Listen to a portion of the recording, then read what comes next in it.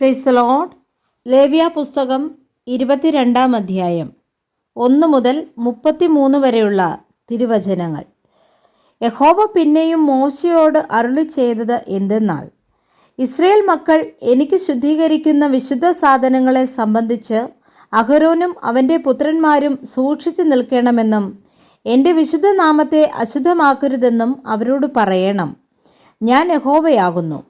നീ അവരോട് പറയേണ്ടത് എന്തെന്നാൽ, നിങ്ങളുടെ തലമുറകളിൽ നിങ്ങളുടെ സകല സന്തതിയിലും ആരെങ്കിലും അശുദ്ധനായിരിക്കുമ്പോൾ ഇസ്രായേൽ മക്കൾ യഹോവയ്ക്ക് ശുദ്ധീകരിക്കുന്ന വിശുദ്ധ സാധനങ്ങളോട് അടുത്താൽ അവനെ എൻ്റെ മുമ്പിൽ നിന്ന് ഛേദിച്ചു കളയണം. ഞാൻ യഹോവയാകുന്നു. അഹരോന്റെ സന്തതിയിൽ ആരെങ്കിലും കുഷ്ഠരോഗിയോ ശുക്ലസ്രവക്കാരനോ ആയാൽ അവൻ ശുദ്ധനായി തീരും വരെ വിശുദ്ധ സാധനങ്ങൾ ഭക്ഷിക്കരുത്.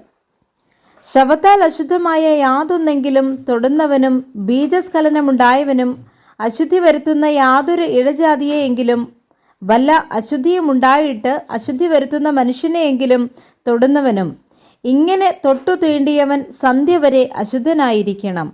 അവൻ ദേഹം വെള്ളത്തിൽ കഴുകിയല്ലാതെ വിശുദ്ധ സാധനങ്ങൾ ഭക്ഷിക്കരുത്. സൂര്യൻ അസ്തമിച്ച ശേഷം അവൻ ശുദ്ധനാകും. പിന്നെ അവന് വിശുദ്ധ സാധനങ്ങൾ ഭക്ഷിക്കാം. അത് അവൻ്റെ ആഹാരമല്ലോ. താനെ ചത്തതിനെയും പറിച്ചു കീറിപ്പോയതിനെയും തിന്നിട്ട് തന്നെത്താൻ അശുദ്ധമാക്കരുത്. ഞാൻ യഹോവയാകുന്നു. ആകയാൽ അവർ എൻ്റെ പ്രമാണങ്ങളെ നിസ്സാരമാക്കി തങ്ങളുടെ മേൽ പാപം വരുത്തുകയും അതിനാൽ മരിക്കുകയും ചെയ്യാതിരിപ്പാൻ അവ പ്രമാണിക്കണം. ഞാൻ അവരെ ശുദ്ധീകരിക്കുന്ന യഹോവയാകുന്നു. യാതൊരു അന്യനും വിശുദ്ധ സാധനം ഭക്ഷിക്കരുത്. പുരോഹിതൻ്റെ അടുക്കൽ വന്നു പാർക്കുന്നവനും കൂലിക്കാരനും വിശുദ്ധ സാധനം ഭക്ഷിക്കരുത്. എന്നാൽ പുരോഹിതൻ ഒരുത്തനെ വിലയ്ക്കു വാങ്ങിയാൽ അവനും വീട്ടിൽ പിറന്നുണ്ടായവനും ഭക്ഷിക്കാം. ഇവർക്ക് അവൻ്റെ ആഹാരം ഭക്ഷിക്കാം. പുരോഹിതൻ്റെ മകൾ അന്യ കുടുംബക്കാരന് ഭാര്യയായാൽ അവൾ വിശുദ്ധ സാധനങ്ങളായ വഴിപാട് ഒന്നും ഭക്ഷിക്കരുത്. പുരോഹിതൻ്റെ മകൾ വിധവയോ ഉപേക്ഷിക്കപ്പെട്ടവളോ ആയി സന്തതിയില്ലാതെ അപ്പൻ്റെ വീട്ടിലേക്ക് തൻ്റെ ബാല്യത്തിൽ എന്ന പോലെ മടങ്ങി വന്നാൽ അവൾക്ക് അപ്പൻ്റെ ആഹാരം ഭക്ഷിക്കാം. എന്നാൽ യാതൊരു അന്യനും അത് ഭക്ഷിക്കരുത്. ഒരുത്തൻ അബദ്ധവശാൽ വിശുദ്ധ സാധനം ഭക്ഷിച്ചു പോയാൽ അവൻ വിശുദ്ധ സാധനം 5-ൽ 1 അംശം കൂട്ടി പുരോഹിതന് കൊടുക്കണം. ഇസ്രായേൽ മക്കൾ യഹോവയ്ക്ക് അർപ്പിക്കുന്ന വിശുദ്ധ സാധനങ്ങൾ അശുദ്ധമാക്കരുത്. അവരുടെ വിശുദ്ധ സാധനങ്ങൾ ഭക്ഷിക്കുന്നതിൽ അവരുടെ മേൽ അകൃത്യത്തിൻ്റെ കുറ്റം വരുത്തരുത്. ഞാൻ അവരെ ശുദ്ധീകരിക്കുന്ന യഹോവയാകുന്നു.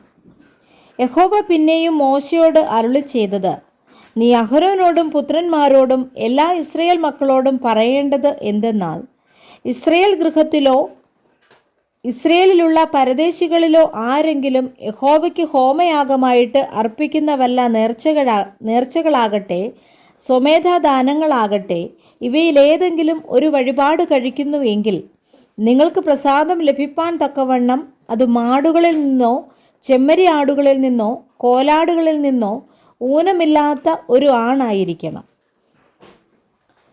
ഊനമുള്ള യാതൊന്നിനെയും നിങ്ങൾ അർപ്പിക്കരുത്. അതിനാൽ നിങ്ങൾക്ക് പ്രസാദം ലഭിക്കുകയില്ല.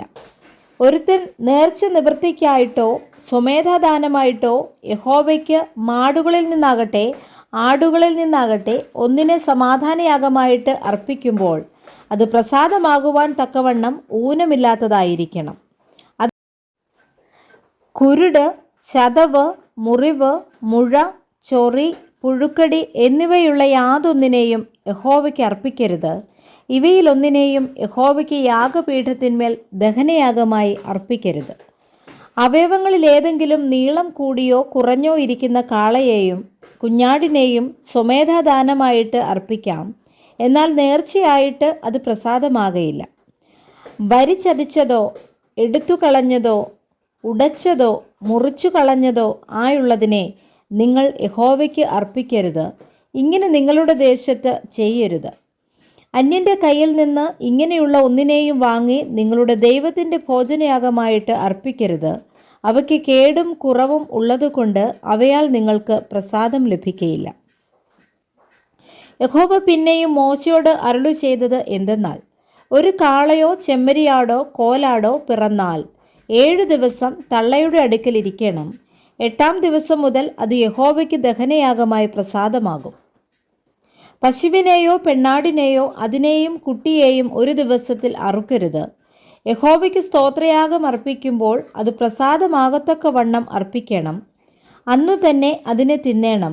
രാവിലെ വരെ അതിലൊട്ടും ശേഷിപ്പിക്കരുത്. ഞാൻ യഹോവയാകുന്നു. ആകയാൽ നിങ്ങൾ എൻ്റെ കൽപ്പനകൾ പ്രമാണിച്ച് ആചരിക്കണം.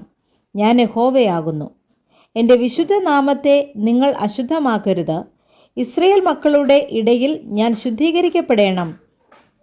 ഞാൻ നിങ്ങളെ ശുദ്ധീകരിക്കുന്ന യഹോവയാകുന്നു. നിങ്ങൾക്ക് ദൈവമായിരിക്കേണ്ടതിന് മിസ്രയീം ദേശത്തു നിന്ന് നിങ്ങളെ കൊണ്ടുവന്ന ഞാൻ യഹോവയാകുന്നു.